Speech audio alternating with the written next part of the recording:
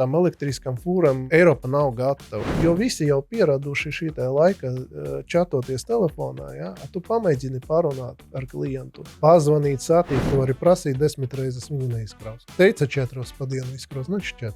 Nekraus agrāk. Ir mašīnas, kuras iet labi, un ir mašīnas, kuras vienkārši katru reizi jādzen uz servisu, pēc katra reize. Kaut kas viņam nav. Laipni lūgti loģistika bez filtra. Vervo sarunu ciklā, kur mēs atklājam loģistiku tādu, kāda tā patiesībā ir. Vervo kopš 2008. gada nodrošina starptautiskos un vietējos pārvadājumus ar pilnu servisu, bet šeit mēs rādām to, kas parasti paliek aizkadros – cilvēkus, viņu lēmumus un izaicinājumus. Pirmais Latvijas loģistikas podcasts, kurā cilvēki un stāsti ir svarīgāki par cipariem. Laipni lūgti loģistika bez filtra. Šis ir Vervo sarunu cikls loģistika bez filtra, un šodien es esmu kopā ar Aleksandru, un Aleksandrs ir Vervo automenedžers. Jā, tieši tā. Un tad mēs šajā sarunā uzzināsim, ko tad dara īsti automenedžers un kas notiek autoparkā, jo gala beigās bez auto laikam loģistika īsti nav iedomājama šobrīd, vai ne, Aleksandr? Jā, tieši tā. Es pilnīgi piekrītu tev. Es atbildīgs par mūsu autoparku. Man ir ikdiena jāplāno mašīnas, lai viņi mums strādāja un lai būtu peļņa. Tātad mans darbs tieši ir saistīts ar kravas meklēšanu, ar kontaktiem ar šoferiem un ar klientiem, protams, ar plānošanu. Man ir obligāti jāsaliek maršrūtu, jāiedod šoferim uzdevumu un, protams, ir jārisina kaut kādas, teiksim, problēmas, iekraušanas, izkraušanas vietas, ir kaut kādas aizkavēšanas. Tad, teoretiski viss no A līdz Z, teiksim tā, arī man būs jāprasa klientiem par apmaksām un tā tālāk. Teoretiski es atbildīgs par visu darbu mūsu autoparkā un ar plānošanu. Tā. Pirms tu nonāci Vervo autoparkā un dari to, ko tu dari. Ko tu darīji iepriekš? Es esmu loģistikā kopš 2014. gada. Es atgriezos no Anglijas un Anglijā arī bišķiņ pastrādāja loģistika, bet tur bija cita bišķiņ nozara. Viņa bija saistīta ar noliktavam un ar piegādēm. Tāpēc atbraucot uz Latviju atpakaļ, bija viena no lielākajām firmām Baltijā bija vakances. Es izgāju visas pārunas un dabūju tur vietu, un tā arī sakusies mans darbs, tieši saistīts ar šoferiem, iekraušanām, fūriem un tā tālāk. Ne vienkārši pārdot kravu kā ekspedītors, bet tieši sakraut, saplānot un visu saorganizēt priekš klientiem. Un kopš tā laika es arī pastrādāju arī ar frigo, ar refrižeratoru piekabēm, ar tentu piekabēm. Tagad mums arī ir tentu piekabes, un arī mūsu autoparka ir piekabes, kuriem izbida sāni. Teoretiski mēs jau arī negabarīta kravas tagad vedam ar tādām piekabēm. Mēs varam uzkraut bišķiņ plātākas kravas nekā parastajā piekabē, tāpēc dažreiz mēs vedam iekartas, un viņas ir tur 2,90 platumā, parastais tens tikai 2,45. Tāpēc mums ir tādas piegabes, ar kurām mēs varam aizvest tādas nestandarta kravas, teiksim. Tā arī tās darbs iet. Tā arī tas darbs iet. Tev patīk strādāt loģistikā? Tiešām interesants darbs. Viņš labi trenē tavas smadzenes, tava domāšana. Tu vari tur, protams, arī centies, arī var labi nopelnīt. Tā kā, teiksim, šitā darbā viņš ir kā, teiksim, disciplīna, es tā teiktu. Tāpēc, ka tev strādā tava domāšana, plānošana un kārtība. Ja tu to visu saorganizē, tad tu pats arī pat dzīvi sāk dzīvot. Tev, piemēram, patīk, lai būtu kārtība mājās.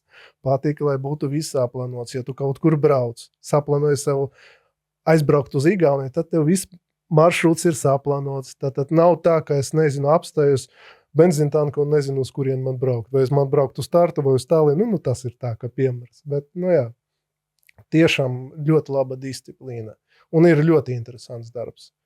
Tu visu, ko katra diena, dažreiz, nevis katra diena, bet ir dienas, kad tev ir tāds izaicinājums, piemēram, kā iebraukt, kā šoferim paskaidrot, atrast vietu, ar šoferi papļāpāt un izdomāt, kā labāk aizbraukt līdz iekraušanas vietai, kā labāk sakraut to kravu un tā tālāk. Nu, tas ir tiešām interesants darbs. Man liekas, arī jauniešiem būtu jāskatās uz tādu darbu, jo var ļoti labi iztrenēt smadzenes un domāt, lai tava domāšana kļūtu labāka. Arī, teiksim, loģistika, darbs no vārda loģika, ja? Vai ne? Tad tev ir loģika arī citādi strādā. Labi var prakačāt sevi. Arī loģika var uztrenēt. Jā, tieši tā. Bet kā tas ir? Tur man uzreiz divas tādas tēmas nāk prātā. Viena, kam tu pieskāries, labi, tu esi izplānojis tagad to braucienu, ja? Piemēram, uz Igauniju, piemēram, ja? Un tagad tev viss ir baigi izplānots, bet bam! Mīkst riepa pēkšņi. Nu, ja?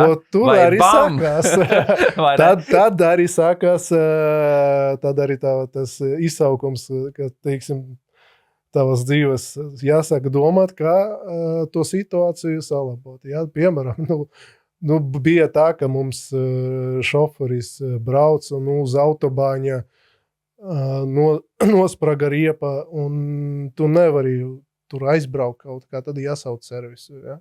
Tādas lietas arī notiek. Tas nav tā, ka tu brauc ar vieglu, varbūt vari aizskriet ar boltu vai ar taksi uz servisu pakaļ riepai. Tāpēc, arī servisi arī dažreiz ir tā, ka mašīna salūza uz autobaņu. Un viss ir jāzvanās, ir jāatrisina jautājumi, jo viņš pats pēc sevis neatrisināsies. Tāpēc tas arī ir tāda, teiksim, challenge every day. Bet nav tā, ka katru dienu ir grūti, ir tādas vieglas dienas dažreiz, ka tev ir viss saplānots, šoferim viss iet tā, vienkārši labāk nevarētu. Un visi brauc, un tā tev ir vieglākā diena. Bet, kad sakas, piemēram, ir tādi laiki mūsu loģistika, kad ir mazāk kravas. Daudz mašīnas, liela konkurence, visiem jātiek mājās vai jātiek atpakaļ uz Eiropu, un tad tu nevari tas kravas atrast. Tad, jā, ir bišķiņ ašāk jāpastrādā, lai tu varētu atrast labu kravu, kas tev der un kas mums, no kuras mums būtu peļņa. Un tad mēs, protams, arī tādas dienas ir, arī grūtas dienas ir, kā piemēram šonedēļ, mums vienkārši neiet. Bet, mēs tiksim cauri un sāksim jauno nedēļu ar jauniem spēkiem. Un tad aizies vislabāk. Izklausās lieliski. Otrs jautājums, ko es te gribēju vaicāt, tas, ko tu noraksturoji un tas, ko tu dari, tad tu vādi un organizē šo procesu, bet tu jau neesi katrā tajā vietā. Tu jau, kā tu teici, tu jau nevari aizdoties pie katras tās, caurās riepas vai kaut kādas problēmas, vai tad, ja šoferis nevar to kravu atrast tur tajā vietā, ja, kur uzkraut. Tu jau tur neesi klāt, bet tu tā kā it kā menedžē to procesu no attāluma. Kā? Mēs jau dzīvojam 21. gadsimtā, internets ir. Var kaut kam pazvanīt, uzprasīt, kad mūsu šoferim Kārlim bija problēma arī uz autobāņas. Nepatika transporta policijai mūsu riepa, un tad viņi izrakstīja mums sodu 700 eiro. Un šoferim bija jāsauc.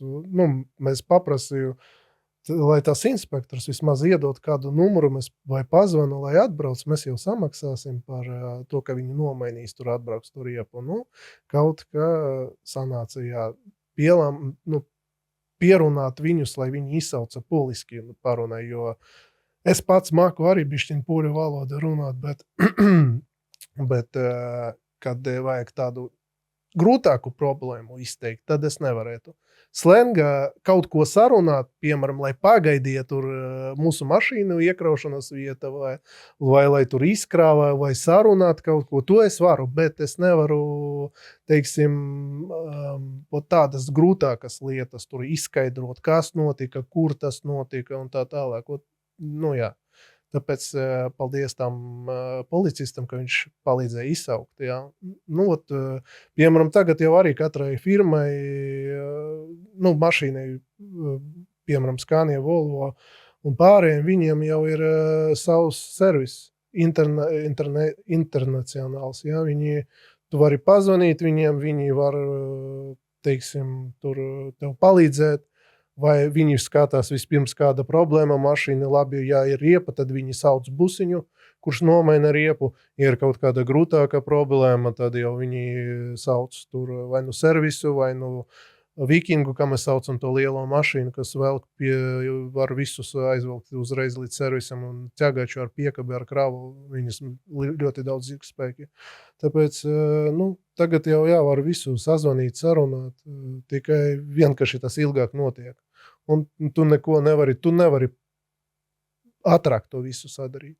Vēl ir jāgaida un jāpasēž dažreiz, kad viņi tev atzvana un tā tālāk, bet, internets ir, telefons ir, pazvanīja, vienkārši uzreiz vajag, teiksim tā, ja kaut kas tāds noticis, tad uzreiz ir jāzvana. Lai nekas pats pēc sevis nenotiks. Tev pašam ir jāņem telefonu, jāzvana un jāpasaka, ir tāda problēma, ko mums darīt, ko jūs varat palīdzēt, ko nevarat. Tad tad viņi jau palīdz. Kādā ķēde notiek, šoferis, zvana vai kāds parasti notiek? Šoferis zvana tev. Man zvana. Viņš jau neraksta īziņu vai nerunā valziņu. Viņš zvana tev. Ir 3:00 naktī. Aleksandrs. Mēs mēģinām organizēt tā darbu. Mums šoferi, teiksim, pa naktīm nebrauc. Pārsvarā viņi 4, 5 no rīta ceļās augšā un tad brauc. Mums tādas nakts problēmas neatceros, ka Vervo bija tāda problēma. Bet, bija pa dienu. Okay, problēmas tāda ir pa dienas laikā jārisina. Jā, tieši tā. Ok, labi, tas jau izklausās labi. Bet, vai vakarā arī ārpus darba laikos jau.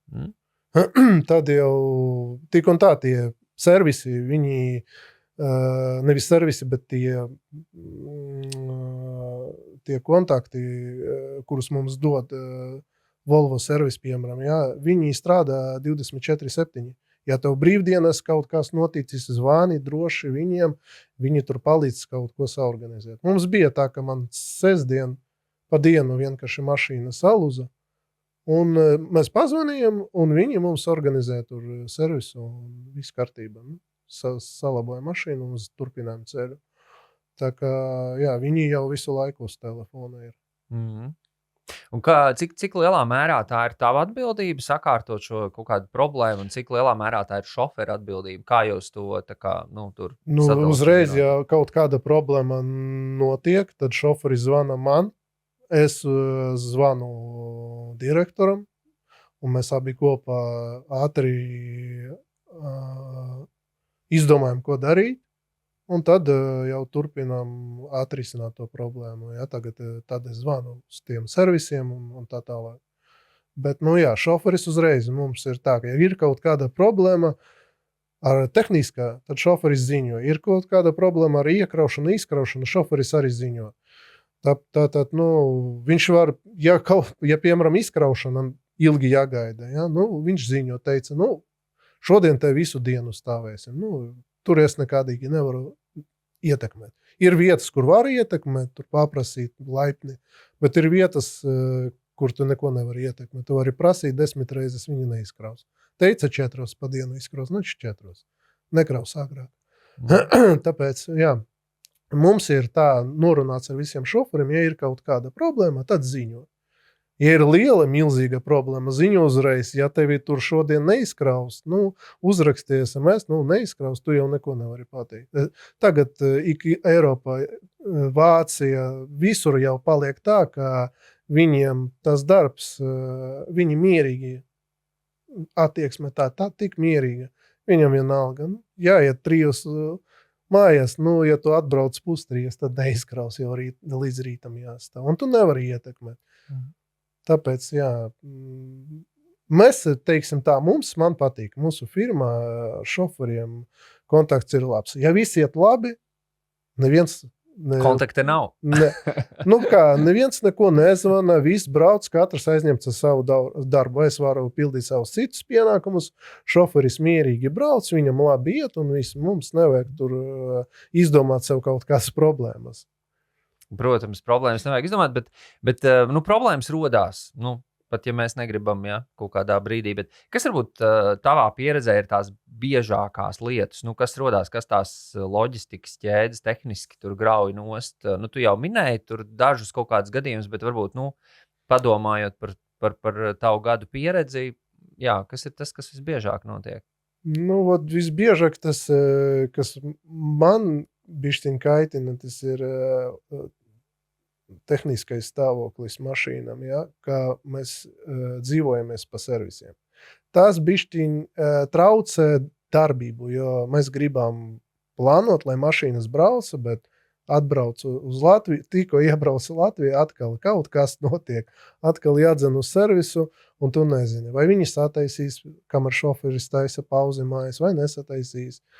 Un sanāk tā, ka tie servisi ir, teiksim, dārgi, un visa peļņa aiziet, tāpēc, ka mašīnas dzīvoja servisos. Ir mašīnas, kuras iet labi, un ir mašīnas, kuras vienkārši katru reizi jādzen uz servisu pēc katra reise, jo ir kaut kas viņam nav. Teiksim, tas traucē. Tagad klienti normāli mums ir, kravas mums dod, mums, teiksim, cits nekas netraucē tā strādāt, tikai tā plānošana ar mašīnām, ka mēs nezinām, cik tur liela problēma viņai uz datora tur viss sarkans, bet tu nezini, varbūt tas ir kaut kāds maziņa problēma, varbūt uz nedēļu var iebrasties servisā, Tāpēc, es nezinu, es citas problēmas pagaidām neredzu. Teiksim, šoferi mums ir labi, kravas mums ir, darbs iet uz pilno katušku, bet tikai ar to tehnisko stāvokli gribētos, lai būtu labāk. Agrāk, teiksim, tā nebija. Un agrāk arī citās firmās strādāju, es neatceros, lai tik bieži būtu tie servisi. Tiešām. Bet, kas ir mainījies? Vai ir kaut kā, mašīnas palikušas vājākas? Vai...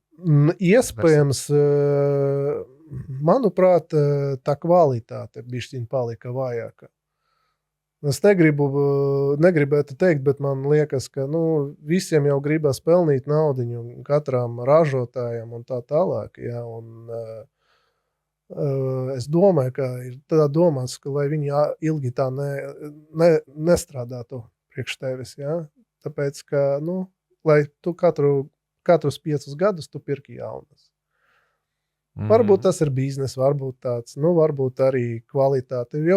Visi jau grib kaut kur arī ietaupīt, tur vadiņus pasūtīja no Ķīnas, kaut kādus tur mazos datčikus no Ķīnas, agrāk sūtīja tur, piemēram, no Vācijas, kur bija kvalitatīvāki. Varbūt tas arī visi ietekmē, Materiāls arī paliek tāds, teiksim, sliktāks, un neko nevar darīt. Tā, kā ir, tā ir. Galvenais to visu, teiksim, izturēt un iet cauri visam. Ko tu dari tādā situācijā? Tagad atbrauc mašīnu uz Latviju, izrādās vajag servisu, aizved uz servisu, kā tu teici, tur viss sarkans, un tu nezini, tev varbūt, nedēļu viņi tur stāv, varbūt 2 viņi tur stāvēs. Tā kā, ko tu no praktiskā veidā, kā tu šo situāciju risini, kā jūs ar kolēģiem tad rīkojaties, jo kravas ir jāvadā? Teiksim tā, pirmam kārtām mēs...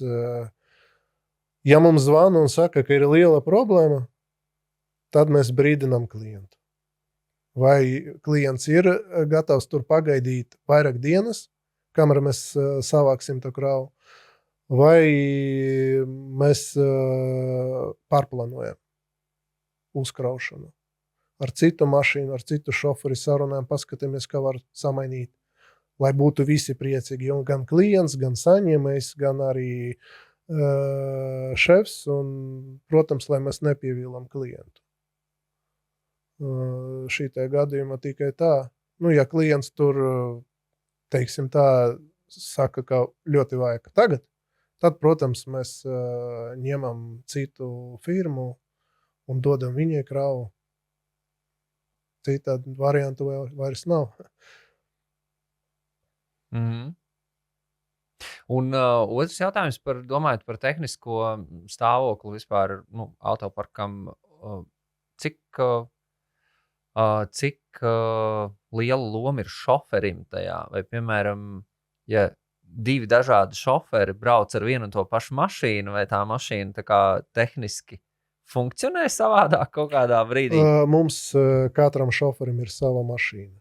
Jā. Bet, ja, piemēram, teiksim, ja tu salīdzinātu, vai reizēm saka tā, katrs cilvēks, katrs šoferis, autovadītājs to mašīnu kaut kā tur savādāk nobeidz, ja? vai tu esi kaut ko tādu novērojis? Dažreiz arī bija tā. Teiksim, mums bija viens šoferis, diemžēl vairs nestrādā pie mums, aizgāja pensijā. Viņš savam auto vienkārši, es nezinu, viņš tur tīrīja, mazgāja viņu, un viņam bija pilnīgā kārtība mašīna, un kad bija vienreiz tur paprasīja atvaļinājumu, iedeva maininiekam mašīnu, viņš tur lamājas, pēc tam teica, kāpēc jūs iedevat viņam manu mašīnu, es viņam tik tīru atstāju, viņš man tur putekļus atstāja uz paneļa. Viņš bija, tāds, teiksim, ir tie šoferi, kuri tur obligāti pieskata, bet arī ir pieredze, kad bija šoferi, kuriem bija vienalga, kurš varēja līdz Spānijā aizbraukt ar... Mēs nebraucam. Mums mašīna stāv Rīgā, un mēs nebraucam viņu skatīties, jo mēs pilnīgi uzticamies šoferiem. Bet arī bija tāda situācija, ka viens šoferis nepaskatījās riepas un atbrauca no Rīgas līdz Spānijai, līdz Malagai. Tas ir ļoti tālu, pie Gibraltāra. Izkrāvās, es viņam paņēmu kravu no Almerijas, tas ir vēl kaut kādi tur 400 kilometri. Viņš atbrauca, sakravas Almeriju un saka, man problēmas ar riepu. Viņš man atsūta bildi, bet viņa vienkārši ir plika. Tas nevarētu būt, ka viņš reisā šitē tieši tādā brauc. Tas bija jau sen. Viņa vienkārši, es nezinu, tur pat protektors nebija nekāds. Man vajag servisu. Un ko tev jādara? Tajā laikā tev ir jāmeklē viņam servisu un jābrauc, jāliek. Bija arī tādi, šoferi, bet pārsvarā mums ir laba komanda. Tie, kas mums šoferi jau ilgu laiku strādā, viņi visi tur skatās, seko, kāds arī var lampiņas nomainīt, kā piemēram Kārlis, un tur Kārlis un arī Roberts un citi, viņi var lampiņas nomainīt, ja kaut ko vajag tur, tādu sīkumus uztaisīt. Protams, lielus tehniskos jautājumus mēs viņam nedodam risināt, tāpēc, ka labāk, lai servis un, smagākus. Lampiņu nomainīt jau nav problēma, bet, tā, teiksim, prasam, lai sekoja mašīna. Lai būtu tā, tagad jau tas jaunas paudzes mašīnas, viņai jau vajag viņai apkopi, tad viņa tev jau uz datora rāda uz paneļa, ka viņa drīz apkopi jātaisa. Tātad, teoretiski uz tādam lietam nav jāseko. Protams, tehniskas skatas šoferi, visi seko, un apkopes, un riepas, tas ir ļoti svarīgi, jo riepas jautājums Eiropā var, uz labo naudu var trapīt, ja tu, piemēram, nepaskatījies, tev ir plikas riepas, un Vācija var lielu sodu dabūt, un vēl pa dārgo dabūsi pirkt tur pa 1000 eiro. Viņi vēl aizvedīs tev savu servisu, kur tu vēl samaksāsi tur kosmosu par maiņu, plus riepu, un plus vēl sods. Tātad labāk mums te Latvijā uzliks riepas jaunas, nekā trapīties uz policiju Eiropā un maksāt tos sodus lielus. Jā. Tāpēc mēs prasām, lai visam piekabam obligāti lampičkas tas skaties. Labi, lampičkas varbūt ne tik bieži tur problēmas, jā, bet priepas obligāti. Jo poļi un vācieši viņi ļoti skatās. Jo viņi jau par to... es nezinu, bet vācieši jau, lai būtu drošība uz ceļa, bet poļākiem patīk lielus sodus rakstīt ārā, tāpēc, ka naudiņas vajag. Vai ne? Bet, jā, tas, ko tu stāstīji, acīm redzot, tie lēmumi ir ļoti svarīgi. Viņi ļoti arī ietekmē kaut kādā brīdī to finansiālo pusi, vai ne? Kā tu seko līdz tam autoparkam un cik tehniski labā stāvoklī ir auto, jo visticamāk ir kaut kāda problēma, kā tu līdzīgi stāstīji. Ja tu aizbrauc līdz Spānijai, un tad Spānijā ir jārisina tā problēma, tas noteikti maksā daudz reiz dārgāk nekā tad, ja tu atrisini tepat mājās. Jā, tev ir taisnība, bet, teiksim, mēs negaidījām, ka būs tāda situācija. Godīgi sakot, mēs negaidījām, jo visas šoferi tur, piemēram, jau laicīgi, kas tur pats saka, mēs vēl 2 reisus varam izbraukt, bet tad būs jānomaina obligāti. Un tad mēs, protams, braucam, pieteicam riepu maiņu, un šoferis brauc un maina riepas. Ja viņi skatās, piemēram, ja vajag piekabam tikai 2 riepas, nevis visas 6 mainīt. Ja. Tur var to pārlikt. To šoferi to skatās, jo viņi zina, kas viņam labāk. Jo, teiksim tā, ka priekš šofera tā mašīna viņam ir otra māja. Un, teiksim, kā es skatos, daži šoferi viņu pieskata, lai arī drošība. Tā ir viņu drošība. Ja būs sliktas riepas, nedod Dievs uzsprāgt, tad var arī, teiksim, grāvī ielikt mašīnu, un tas nebūtu labi. Tas nebūtu pārāk droši. Tāpēc, jā, šoferi skatās, riepas mēs liekam visu laiku jaunas, ja, nekādas tur lietotas, tā kā, un šoferi, protams, to visu arī skatās, un tehnisko to sauc. Apskati arī viņi skatās, jā. Teiksim tā, tas nav tik grūti, man liekas, un tāpēc mēs ar šoferiem, mums tagad viens šoferis arī teica, man drīz būs jāiet martā tehnisko skatu. Ja? Labi, sagatavosimies, iziesim, ja neiziesim, tad izdarīsim visu un iziesim vēlreiz. Ir dažreiz tā, ka tu skati brauc, tev liekas, viss ir labi, bet bams, tur kaut kādi sīkumi, kurus ir jāsataisa, un tad, kā arī vieglējam, vai ne? Dažreiz pat domā, ka tev ir laba mašīna, jaunā, visi iebrauca, tev kaut kas tur nav. Nepaskatījies un viss. Lampiņa kaut kāda nedeg vai vēl kaut kas. Ja. Tā arī lielajiem fūrēm. Un piekabam. Aleksandri, kā tavuprāt tehnoloģijas maina šobrīd vispār autoparkus un mazliet arī padalies, ko tavuprāt mēs varam vispār nākotnē sagaidīt? Mēs vispār vedīsim ar fūrēm vēl krāvas vai mums būs, es nezinu, kaut kāda bezceļa transporta un viss kaut kur. Tuvākajā, kā es redzu šo, es tev varu pateikt, tuvākajā laikā noteikti, kā vēl vedīsim pa ceļiem ar fūrēm, bet tagad jau redzi, jau šoferiem tur ieliek nevis spoguļus, bet kameras, ja tu skaties. Mums jau arī 2 pēdējiem Volvo, viņiem jau ir kamera labajā pusē, un tad, kad tu, piemēram, apdzen, ja, un tu slēdz pagriezienu labu, tad viņam kamera ir, un viņam radās, kas notiek tur. Teiksim, tiem jauniem Mersiem viņiem jau ir kameras no abām pusēm, ja, un, teiksim, tā, ka es to visu redzu uz priekšu, mēs visa Eiropā un visa, varbūt kā pasaule vēl nav gatava. Piemēram, elektriskās, jā, viņas tagad sāk jau tur arvien vairāk un vairāk elektriskas fūras, jā, bet tik un tā ar tām elektriskām fūram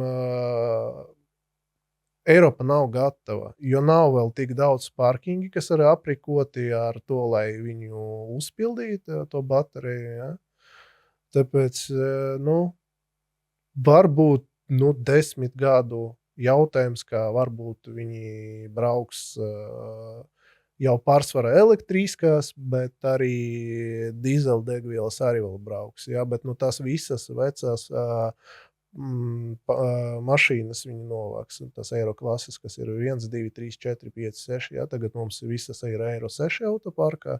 Tas ir pēdējais tāds līmenis, ja? Bet varbūt viņi izdomās vēl kaut kādu, kas arī ar dīzeli varētu braukt.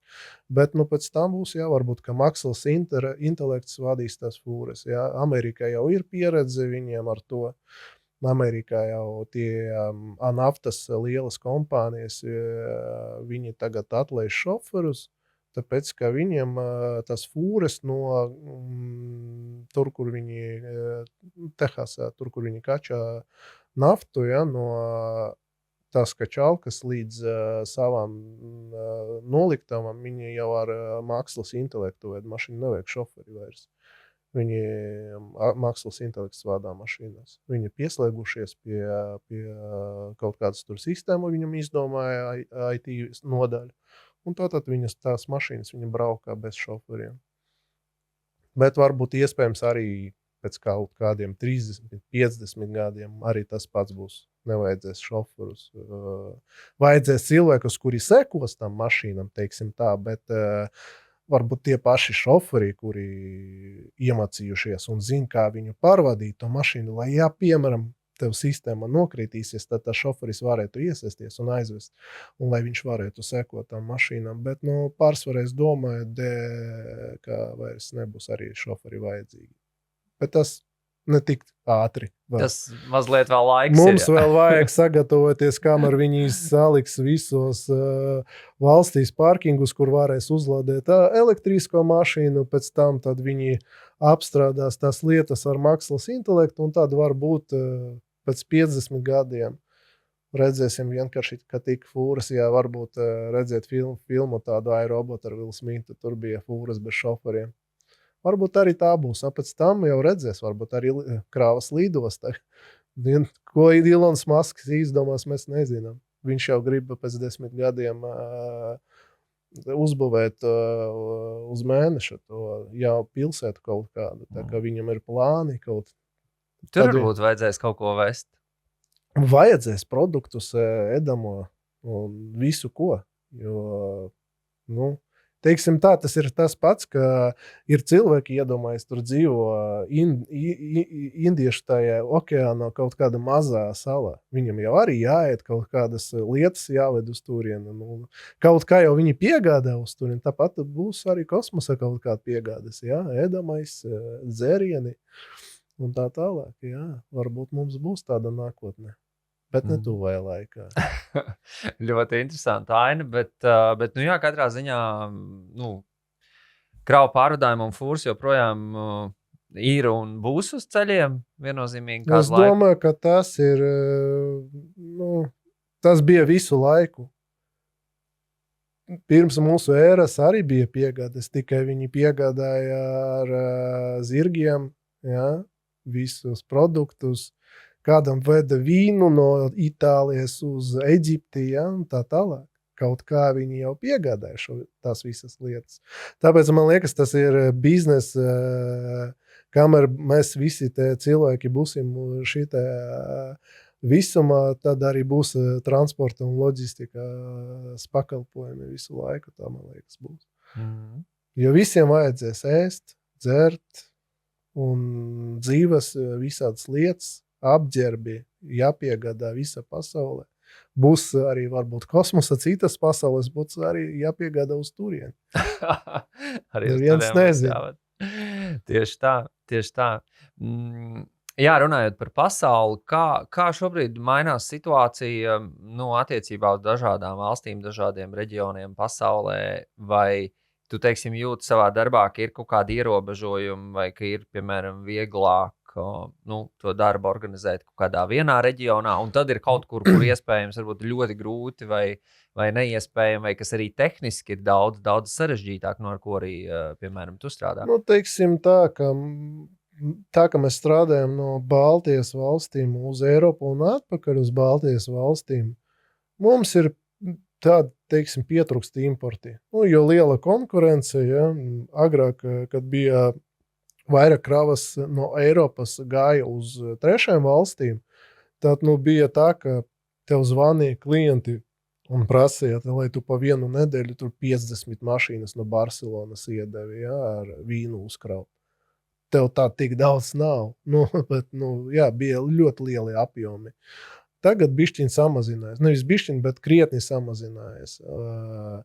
Un, protams, arī ir tā, ka visu laiku tā bija pēc posmiem, teiksim tā. Kad jaunais gads, pēc jaunā gada ir maz eksports. Tāpēc, ka visi grib izbraukt ārā vienā laikā, ja. Tur, piemēram, 5. janvārī visi grib izbraukt ārā uz Eiropu un kravas ļoti maz paliek un cenas nokritušas, ja. Un tajā brīdī visi jau grib, lai atveda no Eiropas, bet mašīnas tur vēl nav. Un sanāk, ka tur daudz kravas. Un tā visu laiku ir, piemēram, tāpat, ka ir no Vācijas, teiksim, bija brīdis, kad pēc jauna gada, janvāra beigas kaut kāds bija trakums, ka vajadzēja no Vācijas uz Spāniju ļoti daudz mašīnas. Bija ļoti daudz kravas, bet no Spānijas uz Vāciju nav. Bet pēc tam tieši otrādi sakās, ka no Spānijas daudz kravas, bet uz Spāniju nav. Un tā visu laiku katra valstī, katrā, teiksim, virzienā tas notiek. Ja? Ne tikai tur, Eiropa, bet arī ar mums kaut kad nav, kad visi, piemēram, iet atvaļinājumu. Ja? Visi grib aizbraukt uz Turciju, ja? Uz Eģipti kaut kādu, teiksim, augusta vai beigas vai septembra sākuma. Ja? Un arī te bišķiņa atpušas. Ir kompānijas, kuras iet, mums arī Latvijā, jau saka radīties kompānijas, kuras, piemēram, ir saistītas ļoti ar citām valstīm Eiropā, un tiem jau cik 10 gadus, 20, 30 vai varbūt 100 gadus, viņam ir tās laiks, kad, piemēram, Siesta, kā Itālija. Ja? Viņi augusta beigas iet visi uz mēnesi vai uz 2 nedēļām atvaļinājumu. Lielas firmas, viņas taisas ciet, neko neražo, viņi visi iet atpusties. Teiksim, liek arī saviem darbiniekiem sūta uz apmaksātu atvaļinājumu, un, ja, piemēram, mūsu nosūtītais, kas Latvijā, ja, mūsu ražotais, kas ir saistīts ar tiem, viņi arī domā, ko mēs arī sūtīsim, mēs arī taisam ciet uz 2 nedēļām. Un tad viņi uz pēdējās 2 nedēļas augustā nestrādā, visi aiziet atvaļinājumā, visi atpušas, tad 1. septembrī sāk atkal darboties. Tā arī tagad notiek. Un ar vien biežāk un biežāk es skatos, ka laikam varbūt kā cilvēki piekusuši visu laiku strādāt, un jā, tas paliek modīgi diezgan tagad. Eiropa it īpaši, ja, viņiem ļoti klusums tagad pēdējā laikā, baigais klusums tur Eiropa pēdējās 2 nedēļas augusta un pirmās 2 nedēļas septembrī. Tās laika posms augusts, septembris, viņam ir klusums. Tiešām, ja, tad bišķiņ grūtāk strādāt, bet neko. Tas, kas grib kaut ko atrast, tas arī atradīs, vai ne? Ja tev vajag kravu, tad tu arī viņu atradīsi, ja ašāk atkal skatīsies labāk. Jā, ļoti labs tāds novēlējums un pareizāks, ko doma, ja, kas meklē kravu, tas atrod. Tā arī ir visa, ne tikai pārvadājumus, visa dzīvē, ja tu ļoti grib kaut ko, tad pameklēsi, tad atradīsi. Vienkārši nedrīkst visu atlikt līdz pēdējiem brīdīm, tad arī sanāks. Arī kravu sanāks atrast, ja vajag. Varbūt var kaut ko bišķiņ citādi šoreiz izdarīt, lai to mašīnu dabūtu mājās ar šoferi. Ja? Dažreiz ir tā, ka tu nevari aizsūtīt mašīnu uz Vāciju, un tu nevari atrast no Vācijas kravu. Tev ir jāizdomā kaut ko citu. Tev ir jāparsūta viņu kaut kur citur, un tad turienes dabūt mājās. Dažreiz jābrauc 2 reizes tur Eiropā aizvest kravu uz citu valsti, tur no Vācijas vai jebkurienes. Un tādi jāsūta mājās. Jāskatās, tev ir, teiksim, šoferi arī viņi jau jūt, kad ir daudz kravas, kad ir viegli dispečeram sameklēt kaut ko. Kad viņš čakarēs, tas dispečers, un viņš saka, nav, man tagad, brauksim tur un pēc tam tur, un tad es tur laikam dabūšu, ja. Tajā brīdī šoferi arī jūt, ka, bišķiņ grūtāk, bet, paldies mūsu šoferiem, ka viņi saprot situācijas, kad ir grūtāks laiks.